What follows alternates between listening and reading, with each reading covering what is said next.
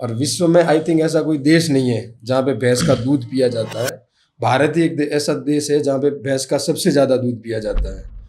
Lumpy एक आप lumpy को ऐसे मान सकते हो कि लंपी जीवन में मेरे लिए बहुत ज़्यादा महत्वपूर्ण रही थी गो प्रेम जगाने के लिए। राधा एकदम स्वस्थ हो गई और लिम्पी से बाहर आ गई। एक बार को तो विश्वास नहीं हुआ कि इतना भयंकर लिम्पी हो रही है, बच्ची कैसे। तो शिव जी का इतना आशीर्वाद हुआ उस पर कि आप उसका मुंह आज भी आके आप देख लो, मुंह पे परफेक्ट ओम बना हुआ है। कि जो सरकार 370 जैसी धारा हटा सकती है, 500 और 1000 के नोट तक बंद करा सकती है, क्या वो सरकार गो हत्या बंद नहीं करा सकती? सही बात है, गलत बात है? तो सरकार से यही रिक्वेस्ट है, गौ माता की जितनी हो सके इतनी हत्या कम करवाओ और गौ माता को राष्ट्र माता घोषित कर दो।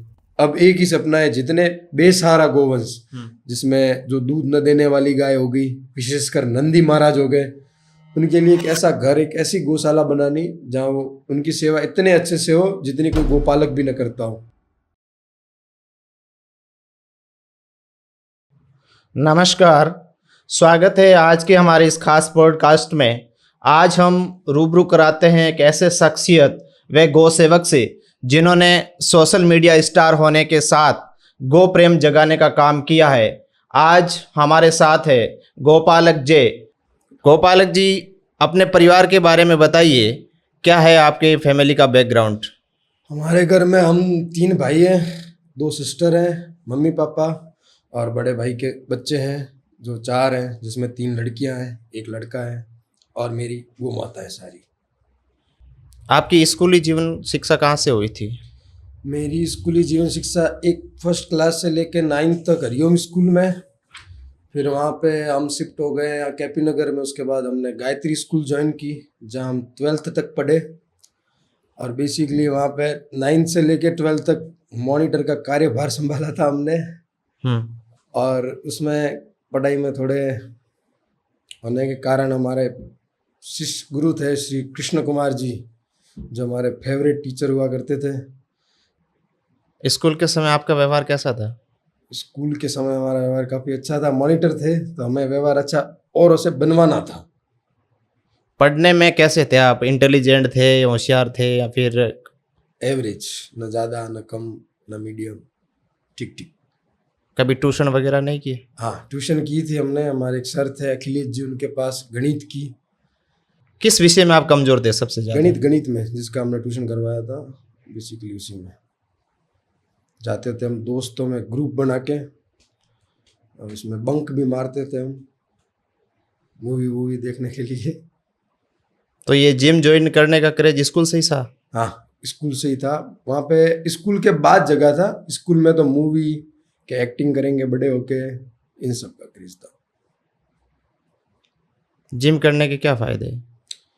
जिम करने का सबसे बड़ा फायदा ये है कि एक तो बंदा सुबह 5 बजे ब्रह्म मुहूर्त में उठ जाता है, और एक उसका पूरा शरीर सुबह से लेकर शाम तक एक्टिव का एक्टिव रहता है। रात को खाया हुआ जो खा के 90% लोग सो ही जाते हैं, तो सुबह व्यायाम कसरत करेगा तो वो पच जाता है और बंदा जवान का जवान ही रहता है। जिम ज्वाइन करने का आइडिया कहाँ से आया था आपको? बेसिकली जिम ज्वाइन हमने किया था, एक हमारे बंदे थे सुनील कुमार, उनकी बॉडी देख के मोटिवेट हुए थे कि हम क्या दुबले पतले थे उस टाइम के, थोड़ा अपना शरीर वरीर बढ़ाएं उस हिसाब से, तो हमने उनके कारण ही जिम ज्वाइन की थी।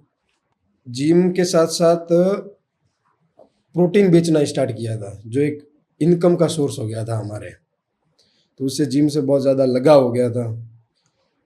फिर ये लगा कि जिम खोल देते हैं, अब कर ही रहे हैं तो फिर अपनी बना देते हैं। तो हम बेसिकली हम नीचे आए थे, यहाँ पे अपने दरबार चौक के ऊपर जिम चला करती थी जो चंदन प्लाजा में शिफ्ट हुई थी, तब वहाँ पे हम आए थे पानी पूरी खाने के लिए। तो ऊपर जाके आते कि यहाँ पे जिम में, शौक तो था ही, बचपन से करते आ रहे थे। तो उस भाई को बेचनी थी 1,25,000 के आसपास कुछ अमाउंट था। उस अमाउंट में हमने उस जिम को खरीदा था। बेसिक सी जिम थी, मतलब ठीक ठाक की, अच्छी है, 1 लाख में। तो फिर वो चला रहे थे चल रही थी। इतने में हमारे एक डॉक्टर थे जिनका नाम था रमेश जी। तो डॉक्टर थोड़े वो होते हैं, आके जिम देखी तो उन्होंने बोला कि इसमें क्या मैं थोड़ी आऊँगा। तो थोड़ा ईगो वो हो गया कि यार अपने को यूँ कर दिया, उस चक्कर में फिर हमने सागर हॉस्पिटल के पास एक बड़ा सेटअप लगाया था, काफ़ी पैसा उनमें इन्वेस्ट किया था, जिसमें घर वाले पापा ने बहुत सपोर्ट किया था, लगभग पापा ने ही सपोर्ट किया था। और फिर ये जिम का किस्सा यूँ चलता स्टार्ट हुआ था हमारा, जो आज बहुत सक्सेसफुली चल रही है। फिर सोशल मीडिया पर आने का क्या उद्देश्य था? सोशल मीडिया एक एक्सीडेंट आप कह सकते हो हुआ था जिंदगी में। एक हमारी मैया थी, उनके बेटी हुई थी राधा। अब छोटे बच्चे क्यूट दिखते हैं बहुत, तो अब उनको ले आए, देखा घर पे जिम से, उस वक्त मैं जिम से ही घर पे गया था और देखा तो उनका फोटो क्लिक किए ऐसे ही रैंडमली कि हमारे गाय हुई है इस चक्कर में, तो ऐसे ही सोशल मीडिया पे डाल दिए। दूसरे दिन सुबह जागे तो और क्यूट दिख रहा था बच्चा, बच्चा क्यूट ही होता है, तो उसके 2-4 वीडियो बनाए ऐसे ही मजा। मतलब अपने को ये नहीं था कि अपने को आगे जाके इसमें जाना है, तो 2-4 डाले, 3-4 डाले, ऐसे करके देखा तो धीरे धीरे उसमें लोगों को मजा आने लग गया, तो उसके व्यूज फॉलोवर्स अपने ऑटोमेटिक बढ़ने लग गए। इसमें फिर हमारा एक वीडियो बहुत जल्दी वायरल हो गया था जो टीपू के साथ था, जिसने हमारे काफ़ी अच्छे फॉलोवर करवाए थे, 10K के क्रॉस करवा दिए थे, जिसपे 2.3 मिलियन के अराउंड व्यूज थे। फिर यूँ करके ये किस्सा चलता रहा। फिर ये गाय के वीडियो आप स्वयं बनाते हैं या फिर कोई और बनाता है? नहीं, इसके लिए बंदे आते हैं, 2 रखे हुए हैं, जो एक शूट करता है, एक पूरा वो डिज़ाइन करता है कि क्या करना है, कैसे करना है। बेसिकली स्टोरियाँ होती है उसमें, जो नॉर्मल ऐसे गो प्रेम वाले होते हैं वो रेंडमली एक बंदे के साथ ही शूट हो जाते हैं। एडिट करने के लिए बंदा आता है? हाँ, एडिट करने के लिए बंदा रखा हुआ है। ये वीडियो शूट कहाँ करते हैं? हमारे घर के जस्ट पीछे ही, जहाँ हमने गौ सेवा के लिए हमारी छोटी सी गौशाला टाइप ही आप मान लो बना रखा है, वहीं पर। तो फिर ये जयंती लाल जी से गोपालक जय होने की इसकी कहानी का क्या सच है? ये तो एक कहानी यूँ थी कि अपन ने तो एज ए शौक के स्टार्ट किया था कि अपन चलो वीडियो के लोग अपने फोटो डालते हैं, कोई कहीं के डालते हैं, तो हमने गायों के डाले। फिर 1 डाली, 2 डाली, 3 डाली, तो जैसे जैसे होता गया धीरे धीरे वो बहुत बड़ी जिम्मेदारी कंधों पे आ गई कि अब ज़्यादा ही लोग जुड़ गए, बहुत ज़्यादा लोग जुड़ गए। तो अब उसको फिर डालते गए, तो फिर उसमें पहले जैसे बेसिकली हम एक कि गाय के पास सो गए, वीडियो बना के डाल दी अपन ने, गाय को ऐसे भगा रहे हैं, वीडियो बना के डाल दी। फिर देखा कि जैसे जैसे ज़्यादा लोग जुड़ रहे हैं, तो फिर गो प्रेम की कहानी बतानी स्टार्ट की कि गौ माता को अपन माँ क्यों कहते हैं, उसके चमत्कार बताने स्टार्ट किए। तो फिर धीरे धीरे नाम हो गया कि गोपालक, गोपालक, गोपालक, तो फिर अपना नाम वही रखा कि गोपालक जय। आपके घर में अभी गाय है? हाँ, हमारे घर में अभी 4 गाय हैं, जिसमें एक बड़ी है श्यामा, एक उनकी बेटी है किशोरी जो अभी हमने लाई है। उससे पहले एक मैया थी जिनका देहांत हो गया, गोलोक में गमन है। उसके बाद टीपू है और एक राधा है। भैंस नहीं है? नहीं, भैंस तो रखनी भी नहीं चाहिए सर जी, भैंस क्यों रखेंगे? क्यों? बेसिकली देखो, भैंस इंडिया में तो भारत में पहले कभी थी भी नहीं, आई भी तो ये बाहर से है। और विश्व में आई थिंक ऐसा कोई देश नहीं है जहाँ पे भैंस का दूध पिया जाता है। भारत ही एक ऐसा देश है जहाँ पे भैंस का सबसे ज़्यादा दूध पिया जाता है। और अपने नॉर्मल जीवन में अपन बात भी करते हैं ना, तो जितने मुहावरे हैं ना वो सिर्फ भैंस पे बने हुए हैं।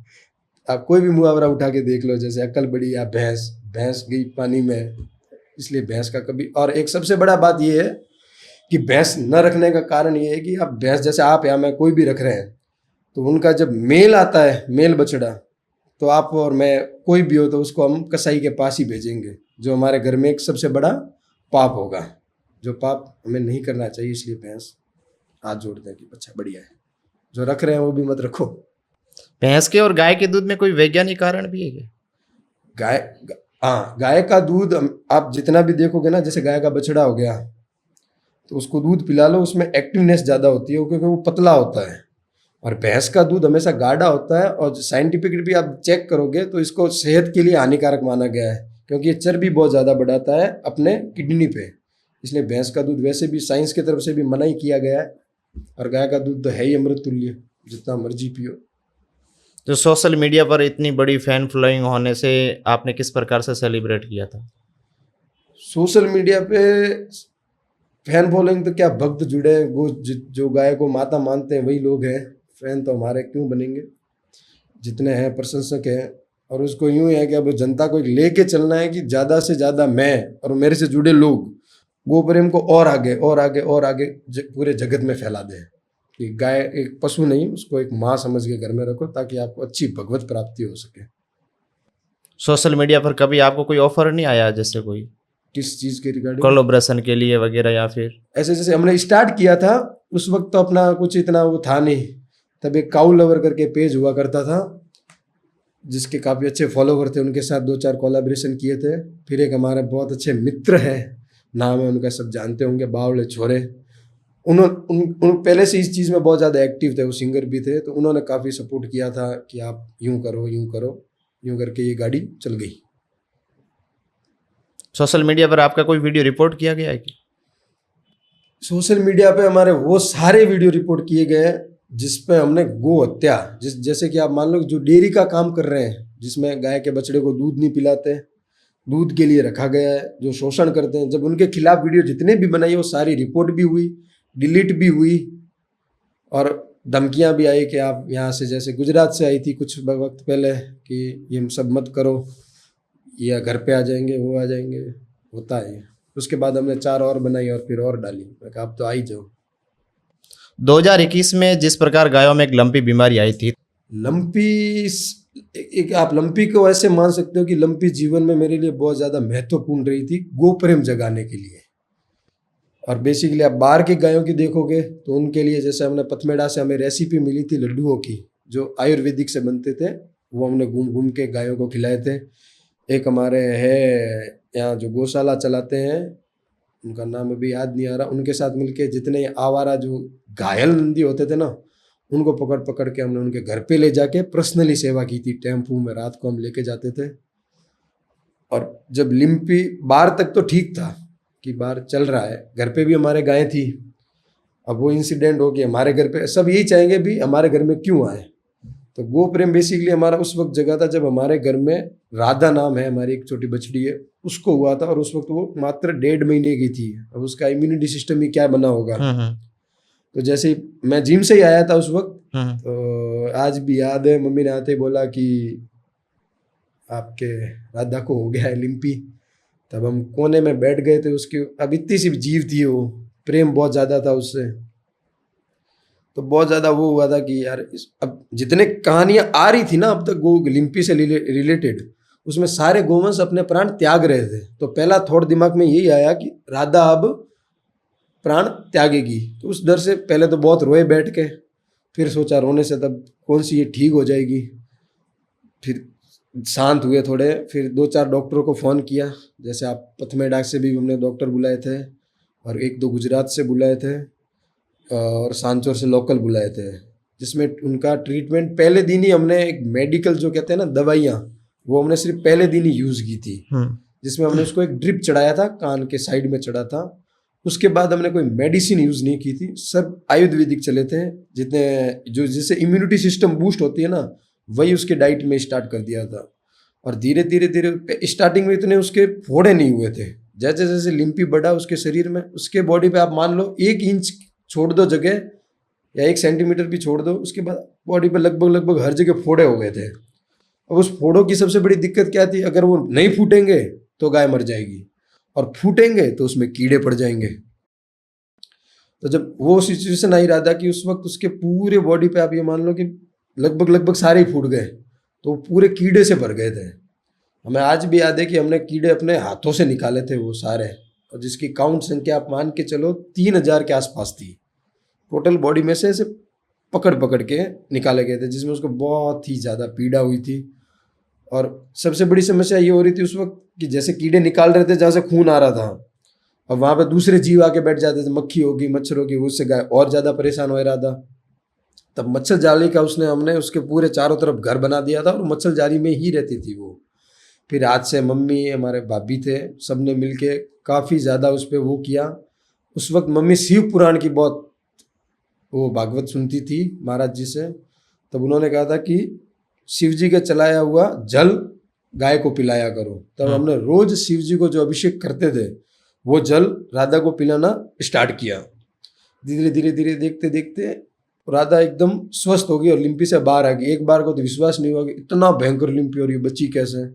फिर 2-3 दिन बाद जब वो पहली बार उछली थी, एक बार जब सही हुई ना कि हाँ अब उछली है, तब मन शांत हुआ। फिर ध्यान से देखा तो शिव जी का इतना आशीर्वाद हुआ उस पर कि आप उसका मुंह आज भी आके आप देख लो, मुंह पे परफेक्ट ओम बना हुआ है, परफेक्ट पूरा यूनिक एक फॉर्मेलिटी वाला एक होता है, उसमें पूरा चंद्र बिंदु साइड वाला वो पूरा का पूरा है। और शिव जी का इतना आशीर्वाद हुआ कि उस लिम्पी बीमारी के कारण उसके प्रति इतना प्रेम जागा और गो प्रेम के प्रति इतना जागा कि हाँ हमने एक बड़ी जंग जीत ली है।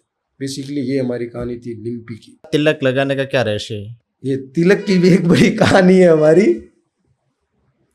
राधा और टीपू जो हमारी दो है, इनकी माँ जो जिसको हम मैया कहते थे, उनकी एज थी काफ़ी, जब 12-13 साल थी। तो वो अचानक एक बार बीमार पड़ गए थे। घर पे हम जिम में ही था, मम्मी का फ़ोन आया कि गाय बीमार है, आप आ जाओ। तो देखा तो वो गिर गए थे। ये एक रियल घटना है, लोग माने नहीं माने सबकी अपनी अपनी श्रद्धा है। मानने वाले मानेंगे, नहीं मानने वाले छोड़ो जाने दो। तो जैसे ही घर पे आए तो देखा कि मैया पूरे गिरे पड़े हैं। तो किसी डॉक्टर को फ़ोन किया तो कि केरोसिन सूंघाओ, तो कि मैया एक बार खड़े हो जाएंगे। तो केरोसिन लाया, सूंघाया, तो एक बार को वो खड़े भी हो गए। फिर जैसे ही डॉक्टर आए तो उन्होंने कहा इनको बहुत तेज़ बुखार है। तो 2 दिन इलाज चला, फिर वो बुखार कम होने का नाम नहीं ले रहा था बिल्कुल भी, कि ऐसा थोड़ा भी सांत्वना मिले कि सही हो रहे हैं, वो नहीं हो रहा था। फिर हमने पथमेड़ा से डॉक्टर बुलाए। तो उन्होंने आके जब इलाज स्टार्ट किया तो कहा कि इनको ठंडी जगह रखो। तब हमने उनको हमारे घर के एसी रूम में ही शिफ्ट कर लिया था कि भाई आप यहीं रखना है। ऐसी चालू रहती थी, वहीं अंदर रहते थे, वहीं खाना पीना इनका चल रहा था। इस प्रोसेस में हमारे कम से कम 6 से 7 दिन गए थे कि अब सही हो जाएंगे, अब सही हो जाएंगे। इतने में फिर जैसे फ्राइडे आ गया था, शुक्रवार को डॉक्टर आए कि अब आपके ये ठीक है, अब टेंशन वाली कोई बात है नहीं। तब हमारे एक मासी के लड़के हैं, उनकी शादी थी। तब मुझे जाना था जोधपुर। तो मैं कहा हम बाहर कहीं जा सकते हैं, तो क्या आप पधारिए, अब दिक्कत वाली कोई बात है नहीं। तो हम गए जोधपुर। अच्छा। नेक्स्ट डे ही मम्मी का फ़ोन आया कि मैया गोलोक सिधार गए हैं। अब प्रेम इतना अनंत था कि तो वहीं होटल में ही रोना धोना स्टार्ट हुआ। गिरे पड़े तो होटल वाले वो देख रहे हैं कि हुआ क्या है इसको। फिर उनको बताया कि गाय वाली समस्या है। फिर उसके बेचारे के बता देना सॉरी भाई, उसके शॉपिंग वॉपिंग की नहीं, अब यूं ही निकला है। फिर जैसे शाम तक घर पे आए तब एक तो पूरे दिन कुछ खाया पिया नहीं, आंसू रुके नहीं थे वैसे भी। तो घर आके आए तो और ज़्यादा ये हुआ कि एक तो मैया चले गए, उनका गम तो था ही। घर आके देखा तो टीपू और राधा दोनों चल नहीं पा रहे हैं, बिल्कुल ही नहीं चल पा रहे। मतलब उनके दोनों आगे के पैर और साइड वाले पैर पूरे जाम हो गए, मतलब चलना उन दोनों के बस की बात ही नहीं है। फिर वो देखा तो मन में पहली शंका तो ये है कि मैया चले गए, उनको हम ठीक नहीं कर पाए, तो अब इन दोनों को कुछ ना हो जाए। तो उस वक्त भगवान के सिवा अब किससे मांगेंगे हम।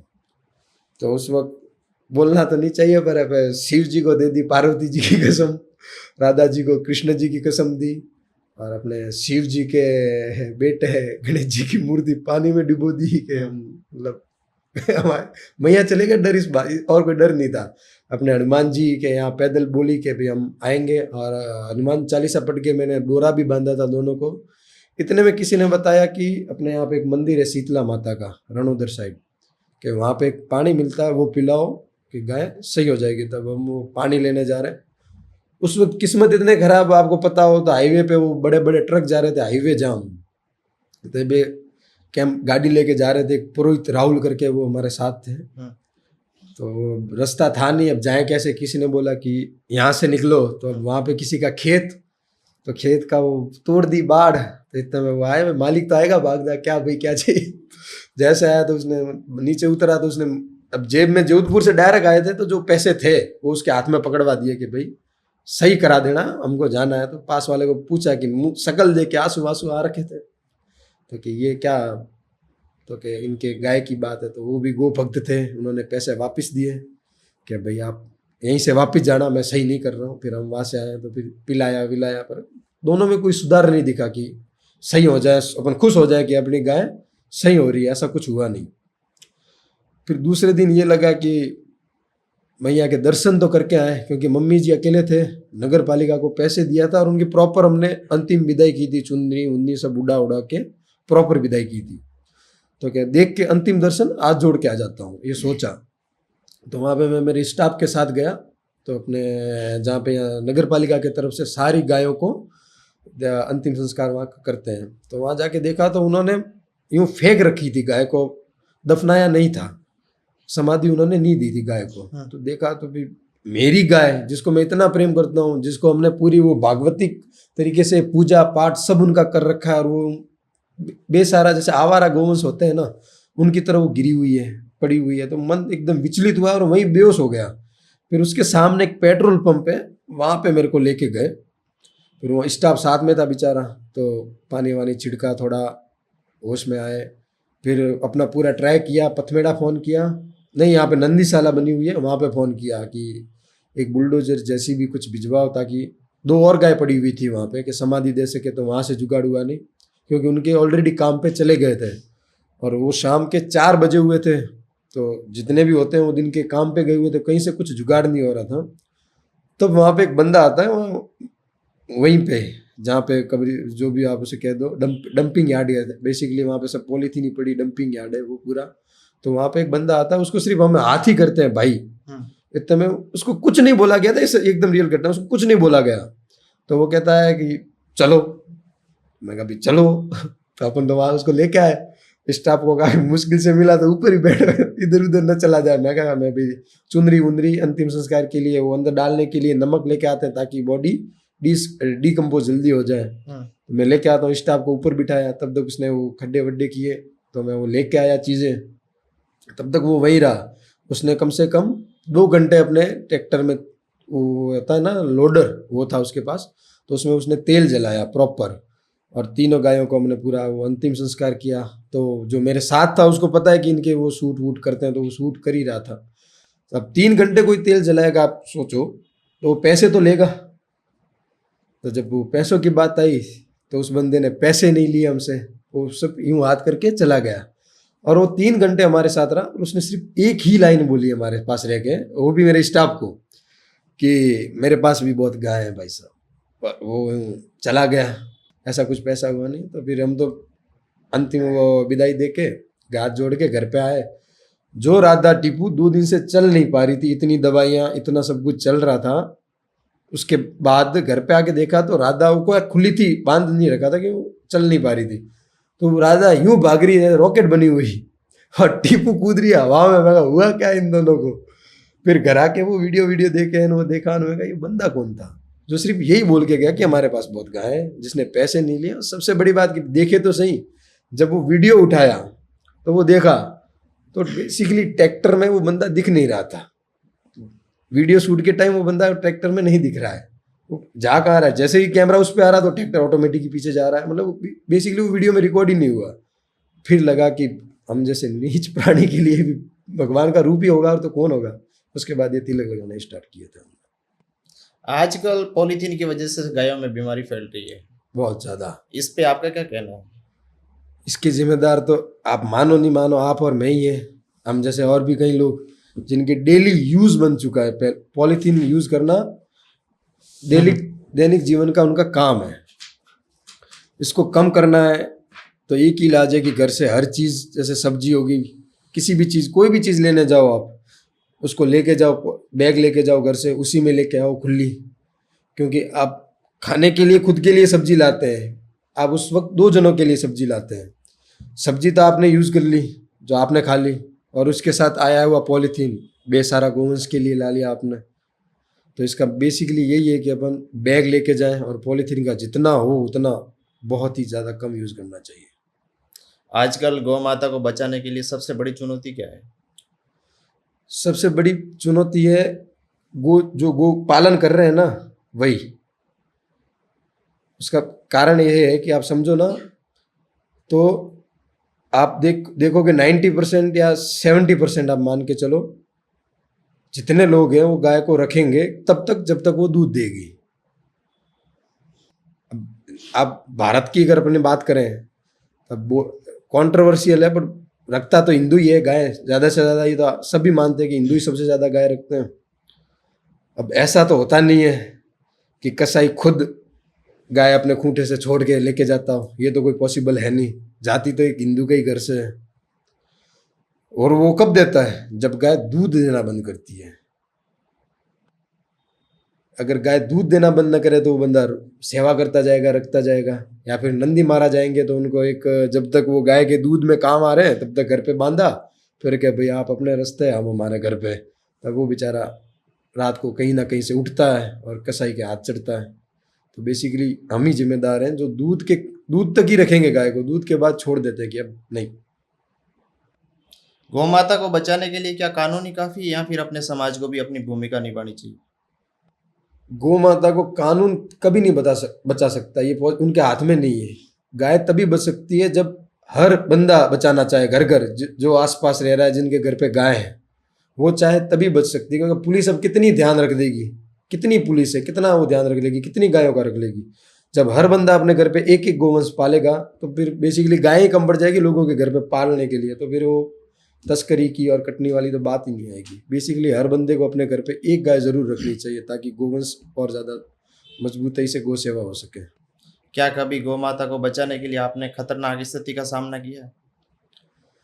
गौ माता को बचाने के लिए सबसे बड़ी स्थिति तो यही थी हमारी लिम्पी, जो मैंने आपको बताया, जिसमें हमारे सामने लाखों गोवंश मरे थे, जिसमें कई लोगों ने जी जान लगाई थी। जैसे हमारी राधा, ये भी सबसे बड़ी थी। और एक बार एक इंसिडेंट है, वो बचाने का तो नहीं कह सकते, गो प्रेम का आप कह सकते हो। हम जिम के आगे ही खड़े थे, तो एक अब खाते हैं गुटका पान मसाले वाले, तब उसके टाइमिंग गलत होगी बेचारे के, और तो क्या, तो उसके थूकने का हुआ और गाय के जहाँ बैठी थी वहां से खड़ा होने का हुआ, तो उसने गाय पे ही थूक दिया वो। तब वो सामने देख लिया हमने, तब उसको हमने पकड़ा। वो बेसिकली 2-3 जने थे, मैं और एक मेरा स्टाफ, 2 जने ही थे हम तो। फिर उनकी चाबी ले ली बाइक की, फिर उसके भेजा बाजार में कि भाई इनके लिए कुछ लेके आओ। तब वो वहाँ से 5 किलो फल फ्रूट लेके आया, फिर पानी लाया हमने जिम से, गाय को बेसिकली वो साफ करवाया वहाँ से, फिर वो फ्रूट खिलाए और फिर भाई को जाने दिया कि भेजा, वरना उस दिन पिटाई भी कर लेता वो, हमारी ज़्यादा बंदे थे हमसे वो। अगर आपको एक दिन के लिए सरकार चलाने का अगर मौका मिले तो आप गौरक्षक होने के नाते गायों के लिए वो कौन से 3 कानून लागू करेंगे? सबसे पहला, जैसे हर बंदे के घर पे जो अवेलेबल है कि जगह है, उनको गाय रखनी ज़रूरी है। जो नहीं रख पा रहे कि जगह, जैसे फ्लैट में रह रहे हैं, उनके लिए ऐसा प्रावधान हो कि गौशाला में हर एक गोवंश को वो गोद लें। सेकंड, जितने नंदी हैं जो घर से बाहर निकालते हैं, उन पे पूर्णतः बैन कि नंदी घर से बाहर नहीं जाएंगे। नंदी के अंतिम स्वरूप तक, अंतिम उनकी सांस तक उसकी पूरी सेवा की जाए। और तीसरा कानून सबसे बड़ा ये लाएंगे कि गौ माता को राष्ट्र माता बनाएंगे, ताकि गौ माता की हत्या पूर्णतः बंद हो सके। मैंने एक दिन आपका सोशल मीडिया का अकाउंट चेक किया तो उसमें आपका एक वीडियो सिंगर बी प्राक के साथ में था, वो क्या रहस्य था? बी प्राक जी के साथ क्या, बी प्राक जी के गाने हमने, जब हम एक फेज में थे लव वाले में, तब उनके बहुत दर्द भरे गाने हुआ करते थे, तो बहुत सुने थे और बहुत ही ज़्यादा एक ही बंदे का फ़ैन हूँ, वो है बी प्राक जी।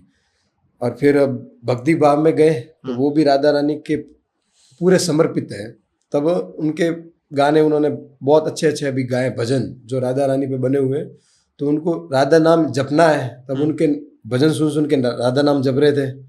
अब उनसे मिलना है, तब उनके एक भाई है माहिर शर्मा करके, उन्होंने हमारी एक बार पहली बार हमसे मिलवाया कि बी प्राक जी यहाँ पे हैं, सूरत के यहाँ पे आ रहे हैं, आप आ जाओगे, आपसे मुलाकात करवाते हैं। तो हम सूरत में गए पहली बार उनसे मिलने के लिए।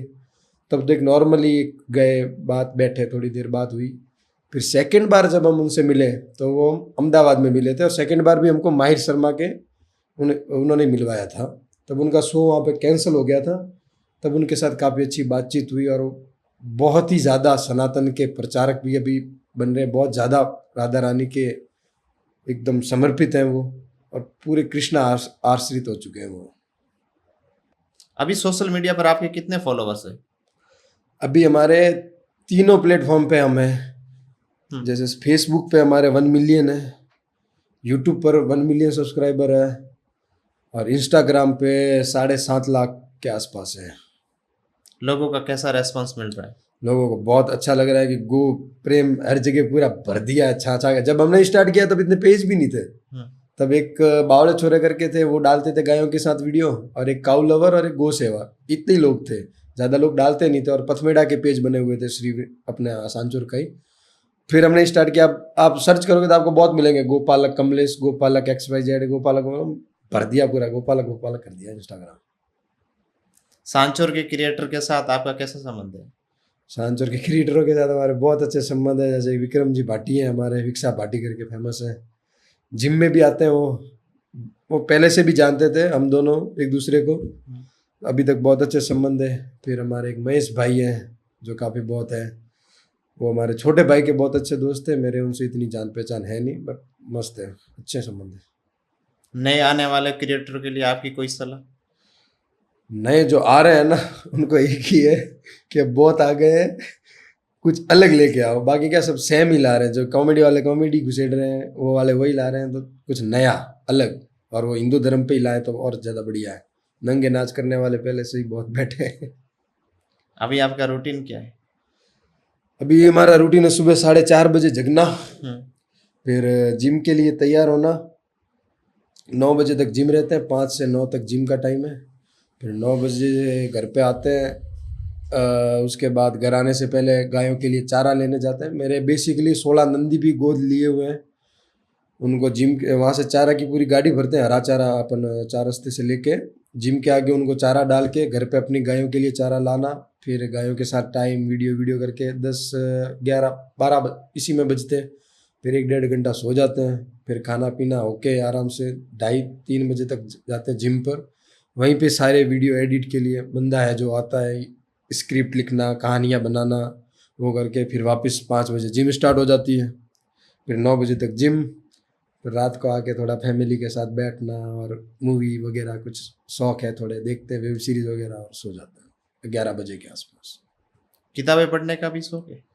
किताबें तो कभी पढ़ी नहीं है, पर अभी भी स्टार्ट किए हैं भागवत कथा, और आगे शिव पुराण पढ़ेंगे, और उसके बाद गरुड़ पुराण भी पढ़ने का बहुत है विचार है कि इसको भी पढ़ना है। उसमें मौत के रहस्य लिखे हुए हैं कि जीवन मरने के बाद आपका कैसा होगा। आप अपने जीवन में आदर्श किसे मानते हैं? प्रेमानंद जी महाराज, पूरे ही आश्रित हो जाओ भगवान पे। एक नाम, ये बेसिकली लोगों के क्या होता है कि हमें पूजा करने का कर्म नहीं आता, हमें मंत्र नहीं आते, हमें ये नहीं आता, हमें वो नियम। उनका सिर्फ एक ही है कि राधा नाम बोलो, बाकी कुछ नहीं आना चाहिए, राधा नाम आना चाहिए। तो बस श्री राधा राधा राधा राधा राधा, उसी में ही वो है, उसी में हम हैं, और हम पूरे आश्रित हैं अब राधा नाम पे ही। कभी मिले हो गुरु से?